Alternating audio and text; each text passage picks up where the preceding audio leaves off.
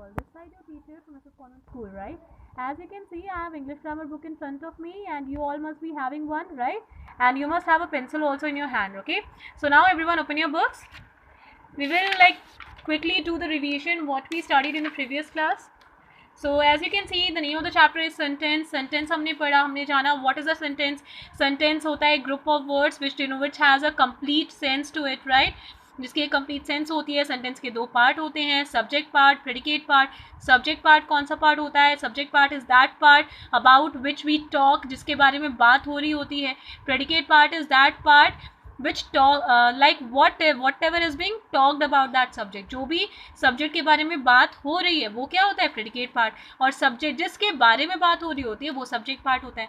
ठीक है. फिर हमने एनलार्जमेंट ऑफ द सब्जेक्ट जाना कि सब्जेक्ट को एनलार्ज कर सकते हैं, किससे कर सकते हैं? नाउन से, एडजेक्टिव से, है ना.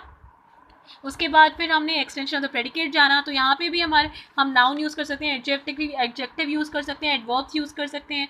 फिर हमने ऑब्जेक्ट और कॉम्प्लीमेंट ऑफ प्रेडिकेट जाना. ठीक है. ऑब्जेक्ट क्या होता है?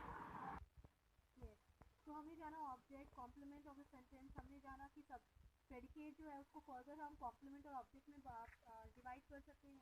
सब्जेक्ट को हेड वर्ड, डिटरमाइनर, क्वालिफायर इसमें डिवाइड कर सकते हैं. ठीक है.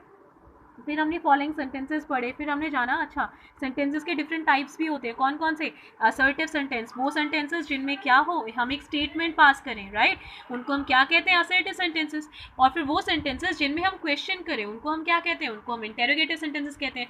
और इंटेरोगेटिव सेंटेंस का सबसे बढ़िया सिंबल क्या है? वहाँ पे क्वेश्चन मार्क होते हैं. क्वेश्चन पूछा जाएगा तो क्वेश्चन मार्क ही होगा ना. और असर्टिव सेंटेंस में कौन सा punctuation symbol, punctuation mark use होता है? That is a full stop, right. फिर हमने उसके एग्जाम्पल्स देखे थे. हमने एक्सक्लेमेटरी सेंटेंसेस पढ़े. एक्सक्लेमेटरी सेंटेंसेस में हमने क्या देखा? हमने देखा दैट एक्सक्लेमेटरी सेंटेंसेस में एक स्ट्रॉन्ग फीलिंग, एक सडन इमोशन एक्सप्रेस किया जाता है, जो कि एक्सक्लेमेशन मार्क यूज़ किया जाता है इसीलिए, राइट. इसीलिए उनको हम एक्सक्लेमेटरी सेंटेंसेस कहते हैं. Then we studied about the command और द इंपेरेटिव सेंटेंसेस.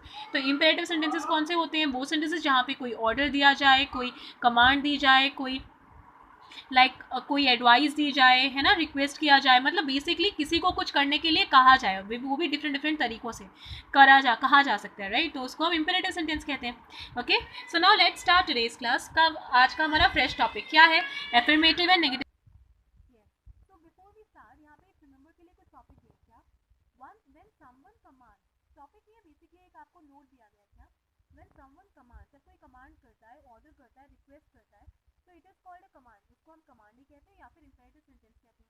और एक चीज़ क्या बताई कि ऐसे सेंटेंसेस में जो सब्जेक्ट होता है वो हिडन होता है, छुपा हुआ था. क्योंकि बेसिकली हमें आदत क्या है कि हम जब भी सेंटेंस पढ़ते हैं ना, हमें सब्जेक्ट हमेशा शुरू में ही चाहिए होता है, राइट. लेकिन जो ये सेंटेंसेस हैं इनमें क्या होता है? सेंटेंस कभी भी हमें शुरू में नहीं मिलता है या फिर हमें सेंटेंस के कहीं बीच में मिलता है, राइट. तो इसीलिए सब्जेक्ट यहाँ पे हिडन होता है, छुपा हुआ होता है, हमें ढूंढना पड़ता है. Okay. Like you can see the last one, get out from my class Nancy. मेरी क्लास से निकल जाओ नैन्सी. तो किसको निकलने के लिए कहा जा रहा है? नैन्सी को ना.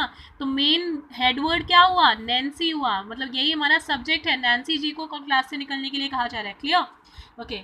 सो नेक्स्ट चलो अब स्टार्ट करते हैं. ठीक है. Affirmative and negative sentences. कौन से सेंटेंस? एफर्मेटिव, जहाँ पे क्या होता है?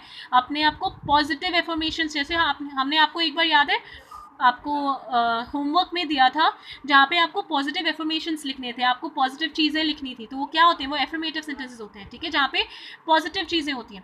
नेगेटिव सेंटेंसेस जहाँ पे नो, नॉट, डोंट, ये सारे वर्ड्स यूज होते हैं, वो कौन से सेंटेंसेस होते हैं? वो होते हैं negative sentences. Now we can see some examples. अब हम कोई एग्जाम्पल्स भी देखते हैं. Okay. So sentences can be affirmative और नेगेटिव. पहले just let's read. Sentences can be affirmative और नेगेटिव. सेंटेंसेस कैसे हो सकते हैं? एफर्मेटिव भी हो सकते हैं और नेगेटिव भी हो सकते हैं. एफर्मेटिव बेसिकली पॉजिटिव कह सकते हो, मतलब जहाँ पे नो, नॉट, डोंट ये सारे वर्ड्स नहीं यूज़ हों तो वो कौन से हो जाएंगे? एफर्मेटिव. और जहाँ पे ये सारे नो, नेगेशन वाले वर्ड्स यूज़ होंगे वो कौन से हो जाएंगे? वो हो जाएंगे नेगेटिव सेंटेंसेस. ठीक है. तो एफर्मेटिव सेंटेंसेस एफर्म और स्टेट समथिंग. यहाँ पे you can underline this. Okay. So affirmative sentences affirm और स्टेट. एफर्मेटिव सेंटेंस एफर्म करते हैं, भरोसा देते हैं, भरोसा, और यू कैन से किसी चीज़ को पक्का करते हैं. ठीक है. और स्टेट समथिंग, या फिर कोई चीज़ बताते हैं. ठीक है. इसके एग्जाम्पल देखोगे क्लियर हो जाएगा. First example, yesterday there was a terrible earthquake in Chennai. Yesterday, पिछले दिन, देयर वॉज अ टेरिबल, एक बहुत ही खतरनाक अर्थक्वेक था. कहाँ पे?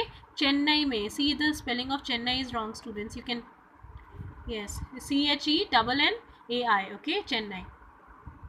तो पिछले दिन एक बहुत ही टेरिबल अर्थक्वेक था चेन्नई में। अब देखो यहाँ पे देखा जाए ये जो न्यूज़ है कैसी है, न्यूज़ तो है जैसे मतलब क्या बताया जा रहा है, एक बहुत ही बुरी घटना के बारे में बताया जा रहा है, ठीक है, लेकिन क्या यहाँ पे कहीं भी नो, नॉट, डोंट ये सारे वर्ड्स यूज हुए? नहीं, यहाँ पे एक आपको स्टेटमेंट दिया जा रहा है। देखो एक तरह से कि येस्टरडे पिछले दिन अर्थक्वेक आया था कहाँ? चेन्नई में। So yesterday there was a terrible earthquake in Chennai, ठीक है, तो एक स्टेटमेंट दिया गया।